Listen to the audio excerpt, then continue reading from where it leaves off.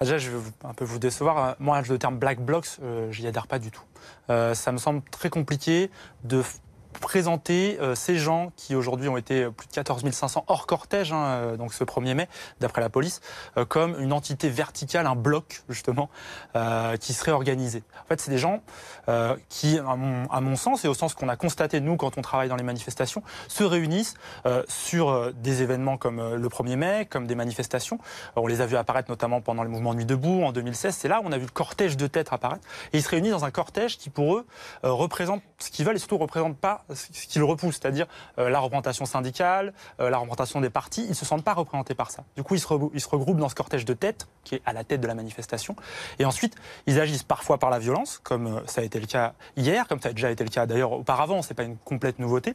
Et ils se regroupent. Là, ce qui est étonnant par rapport à hier, c'est qu'il y avait 14 500 personnes qui se sont dit, moi, les syndicats, le cortège syndical, c'est pas pour moi. Il faut que j'y aille. Il n'y a pas 14 500 personnes violentes, mais c'est vraiment, pour moi, le signe fort de ce 1er mai. Alors,